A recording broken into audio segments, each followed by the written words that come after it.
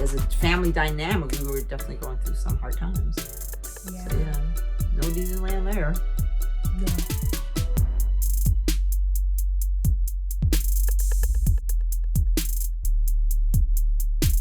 Hi, welcome back to our channel. I'm Susie. And I'm Ness, and this is Mom and Daughter Talk, where we hope to inspire, encourage, and uplift your mother-daughter relationship. Absolutely. Thank you for joining us. This is part 2 of The Road Isn't Always Easy. ...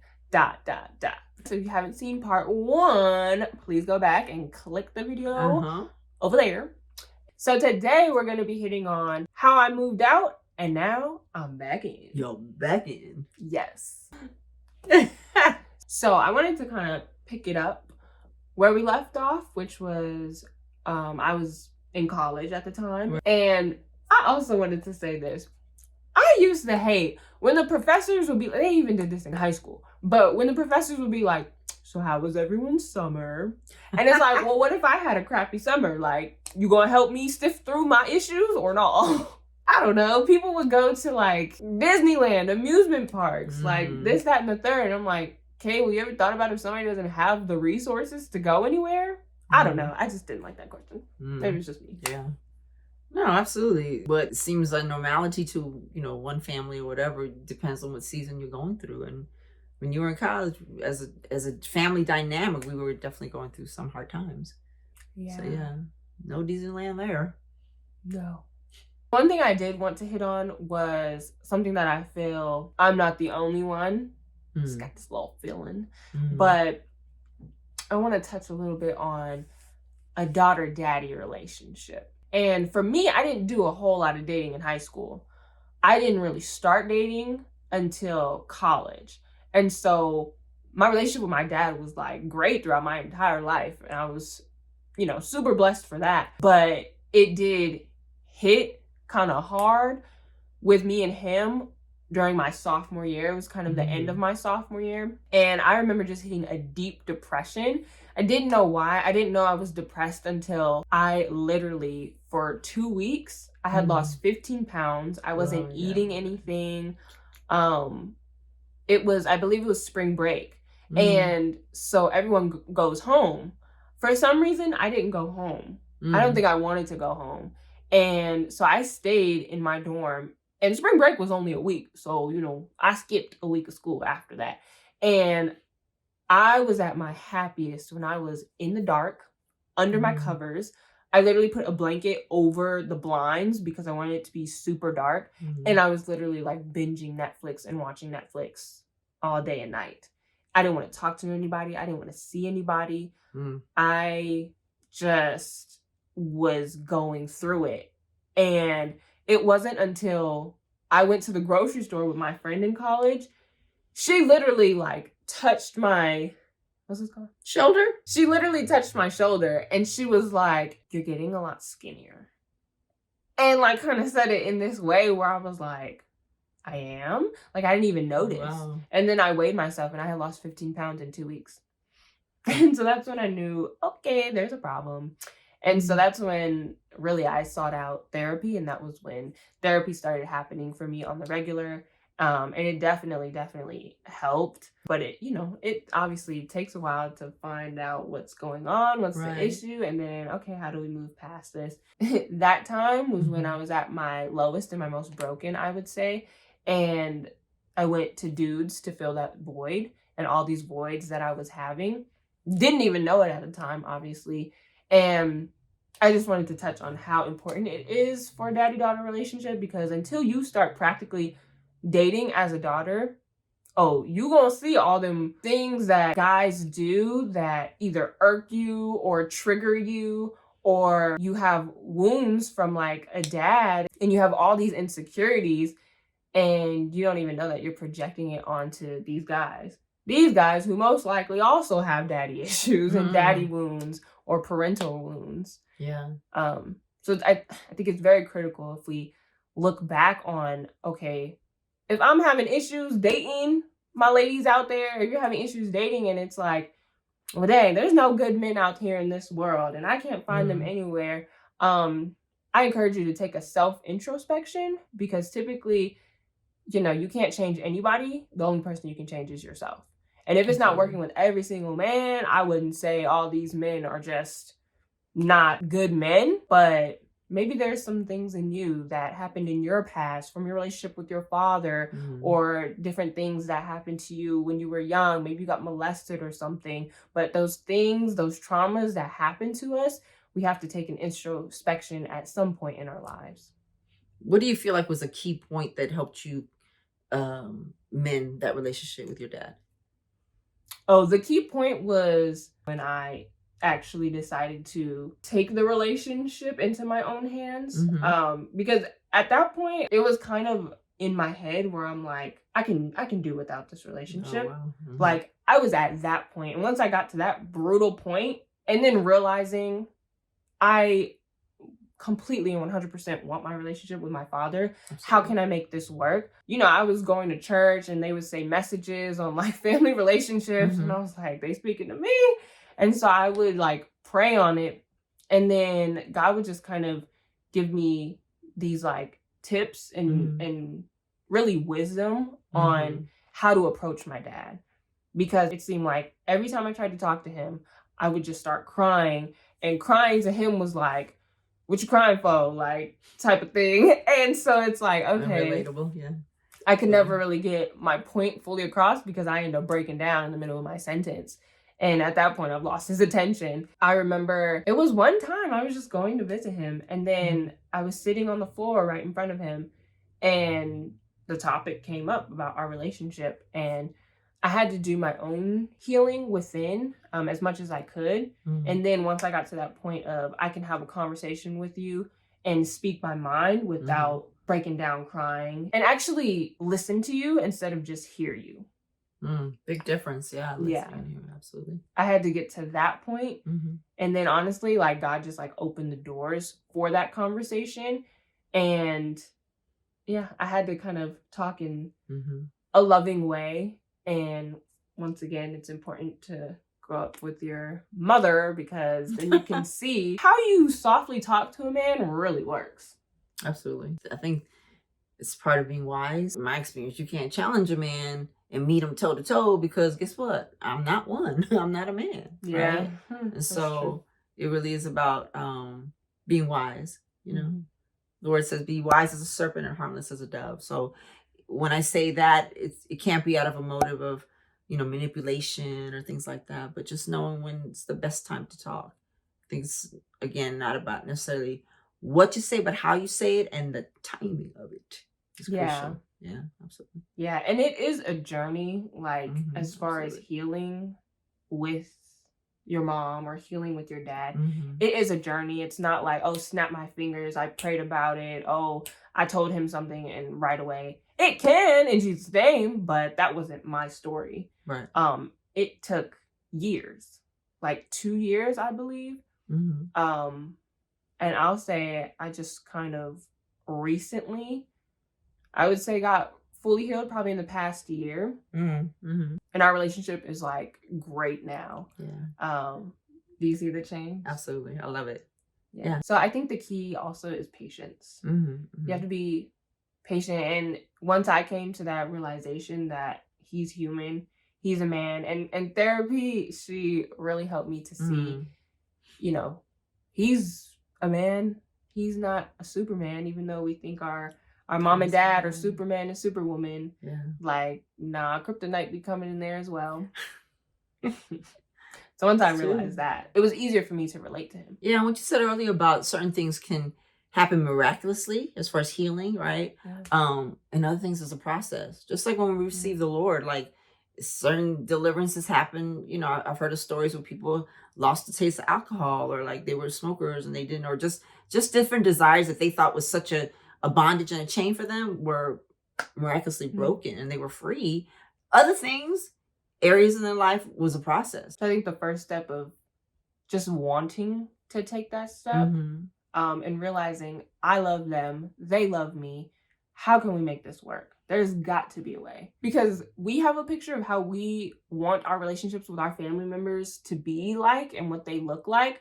But God already planned it from the beginning. It's not an accident that you're in the family that you're in, that you live with who you live with, that, you know, you have siblings. The parents that you have are on purpose, and there is a purpose, and God didn't create it just for it to be broken. And, you know, things happen in life, but when they do happen, guess what? He also gave us free will to pick up the pieces and put them back together. Absolutely. So now it comes to the point where she graduated from college, which, by the way, she was the commencement speaker for her class, business class, and she spoke in front of, what, 10,000 people? Second half. All the things that we went through, it made us better people. We stand, we work together. It's the sequel. When you look over your shoulder, don't be fearful. You gotta remember that we are the future.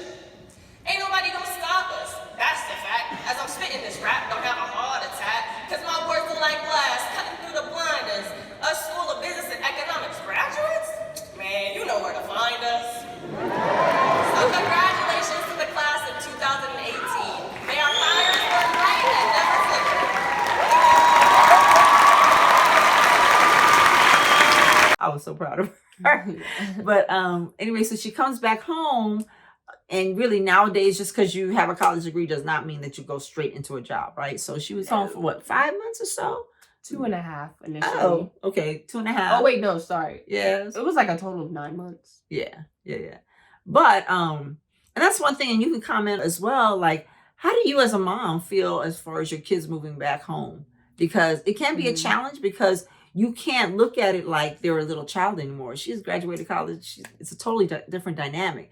So one of the things that I learned is not to be demanding, but even when I had suggestions, to ask, hey, can I suggest something? Just that preface right there of saying, can I suggest something? I think set a precedence that, hey, I respect you as a young woman, but I'd like to give my input if you don't mind. She could say, no, I don't want your suggestion. And then you got to be okay with that too, as a parent, right? So it's a mind shift where when adult child comes back home, that you can't see them like when they were 10 or 15 or what have you. So that's one thing. But generally speaking, the place that we were living in at the time was smaller than where we are now. So just space-wise, it was a bit of a challenge at times. And then also, you know, one person likes things a certain way as far as dishes in the sink versus no dishes in the sink and things like that. So those were kind of adjusting. But overall, in retrospect, I can't think of something that it was horrible, because, you know, as a mother, you really feel like, hey, my doors are always open to you. Always. I don't care what happens out in that cold, cool world. You always have a space to come back to. So yeah, after college, I was there for 9 months, and then I got a job in LA. So I moved out there, and I was out there for about a year. I would say at that point, we gave the relationship room to breathe. Would you agree? Yeah, absolutely. And just, I knew it was time for her to be independent, right? Yeah. So, yeah, absolutely. I'm laughing because she had told me how she didn't even like going to the grocery store by herself. And I didn't know that. I still don't like it. Yeah. But, you know, as a mom, you think, okay, she's experiencing these new things. Let me come and just rescue her. But there are times that, again, against your propensity to want to do things for them when they were dependent on you, you know that as a parent, you have to let them fly. You have to let them be independent so that they can be just that, independent, and not be under you the whole time. Yeah, I definitely can say I learned so much living on my own. If I could do it again, I would choose to do it again, because I learned so much about me. Like, I learned how much I love to live on my own, how much I actually am cleaner than I thought I was. Because she's super clean, so it's like, you leave one thing out, and she's like, oh, can you please pick it up? I'm like, sure. But then that makes me think, like, oh, I'm not the cleanest person. But then I was living on my own, I'm like, I'm not sloppy.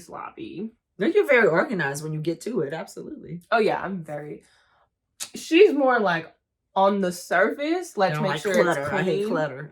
But you open, like, a cabinet, it's like, oh. But, like, me, on the other hand, I'm very organized, so you'll see that, like, in cupboards and stuff. But on the outside, it's like, miss. Right. Please clean up on our That's how we make a good team when we live together. We live together now, right? So she came back home. Coming back, I never wanted to, like, move back in with my mother. Like, nah. But the pandemic happened in March, so that happened to everybody, right? So I'm back a second time around, but this time I feel like I was out there in the world and could like spread my wings a little bit. Mm-hmm. So I came back knowing myself a lot better. And I think in turn, that is what helped our relationship to thrive. Yeah. Because you got to know yourself. If you don't know what you like, what you dislike, right, those little things, your strengths, your weaknesses, you can't expect someone else to know it for you. Right. What's some advice you would give to moms and dads out there for when you come back home to live as an adult in your parents' house? What are some things you'd like for them to know? I would like you to know that even though you feel like, oh, you were only gone for a year, like, you know, not much has changed. Almost everything has changed. Like, our perspectives have changed so much so. Like, we were out there in the world. And for me, I moved to a whole different city. No family out there, no friends. I'm like a working adult. And for me, that helped me to grow up so much quicker because I'm a young 22-year-old out here working with 30, 40, 50, 60-year-olds. And I'm like, no mama, no daddy. Okay, let me put on my big girl panties and let's get to work and get this paycheck and pay these bills, right? And so for me, I would say definitely their perspectives have changed. Even though we look the same, our mindset most likely should have changed in some way because we got to see the world, something that we never probably got to see before. Right. And that was my first time. Also, I would say give them space to come to you for certain things. That's good. Like I know for a parent, especially a nurturing mother, you want to give them advice, tell them what you think they should do, what your next steps in life should be. Okay, you're back under my roof. Now here are the rules. But it's like, no. Yeah. That would just stifle our growth even more. And for some people, it does make them resent you, even as they get older. So I would say give them space to come to you about certain things, ask you questions on a grown-up level. At that point, it's like you kind of have to see them as the grown-up that they're becoming. So it's kind of like wanting respect for the growth that you've made. And don't try to put me back into the childhood stage because I'm a woman now. Okay. Because once again, even though you can't physically see that growth, internally, we have grown in some way, shape, or form. Independent out in the world is totally different. Absolutely. Yeah. And really, for me, paying my own bills. Like once every single bill that came to me, I had to pay, and like my parents weren't helping with nothing. That's for me what kind of gave me my stamp that felt like I'm independent. I want to ask you the same question. Which is? What advice would you give the young adults out there who are coming back home for a second time with their mom? That's good. I guess it depends on the mom, but what I would advise the young adults is don't rock. Is that in this case, your mom has been your mom before you were born. So therefore, there's this natural, innate quality to protect and to not want to have you hurt. You know, when you were little, oh my gosh, you fall down and we run to your rescue, right? And we kiss the boo-boo. Just as you would want respect as far as the growth that you've made, know that for the parent, this is a new transition in their life as well, to having adult children. You know, you talk about children that go off to college and the empty nest syndrome. So it's another phase in their life. So respect that and be patient with your parents as well. In this case, your mom, be patient because at the end of the day, we're humans too. I know as little kids, we think of our parents as superheroes, but really they're humans. We're humans. And so patience is one. I think respect as well. And this is what I find interesting. Sometimes children try to tell their parents a little bit what to do because now they feel like they're grown, right?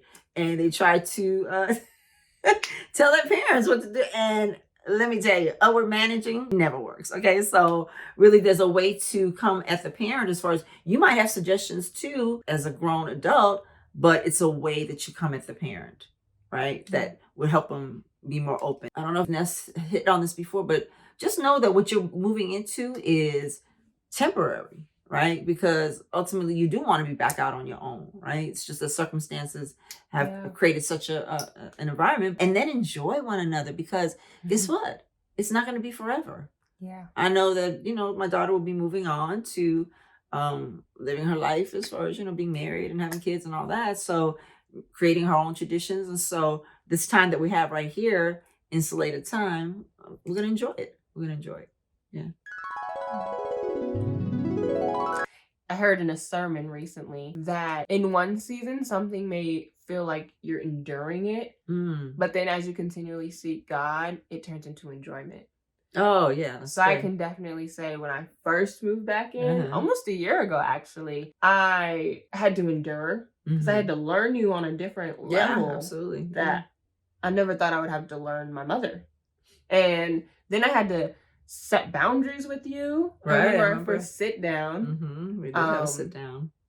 And little tip right there. So I came to you about setting boundaries because I felt like we were just kind of arguing a little too much, and there were just little things that just needed to be cleared out in the air. But the daughter came to the mother. There is nothing wrong with a daughter coming to a mother, and even though yes, the mother is older, wiser, and should come and confront the child, hey, baby girl, you are a young adult now. You are fully capable of coming and talking to your mother in a loving way to keep the peace. Absolutely. That is the key, keeping the peace. It doesn't matter if she comes to me or I come to her. As long as we got peace and we have great night's sleeps and we can wake up with joy in the morning, that's what really matters. Yeah, and really that solidifies again that she's grown into adult. Like, I appreciate when she comes to me with issues or things that we can talk about, you know what I mean, and work through so that we can have a better situation. So yeah, I respect that. Absolutely. That's a good point too. So what would you say to the daughters out there who feel like, I'm scared to come to my mom. You don't know who my mom is. She will guilt trip you like no other. She will show me conditional love. She might even kick me out. Wow. Again, like we talked about timing on when you say things, I think is important. How you say things. If your parent is absolutely not open, if you're a believer, I would pray. And I don't say that as a cliche, but really it softens up their heart and it prepares it for when you do talk. Because one thing I can share with you in any situation, you can't change anybody. You really can't. You can pray that God will influence them. We all have our wills, you know what I mean? So be patient and, like I said, look for the right timing and the right words to say and how to say it. I think that would help. So what if the daughter is fearful to approach their mom? What advice would you give to moms? You have to be in tune with your daughter. As a mother, you kind of know when your child is feeling a certain way, certain emotions, right? I think I said it before, but it really takes humility. As a parent, because we have that position of, we're the authority and things like that. And yes, God has given that to us and they should honor that position. But don't take that position as a right to stifle or stymie your child, especially their vision or what they want to do in life and things like that. We should be a support and we should be a nurturer and a soft place to fall when they make decisions that maybe even you warned them about, gave them advice, but yet they did the opposite and it just went horribly. When they come back, don't say, I told you so. Just embrace them back. They know that they made a mistake. So be merciful and treating others the way that you want to be treated. Yeah, be gracious. Be merciful to your children. Absolutely. Yeah. We would love to hear your comments on, did you move back in with your mama? What was that like? And then say, having a... No. We say, did you move back in with your mama? Say. And what was that like? So leave us a comment. No. I wanted to do this cute thing. So along with a comment, please be sure to like, subscribe, and share this with a friend, a mother, or a daughter if you enjoy. Thank you and have an amazing day.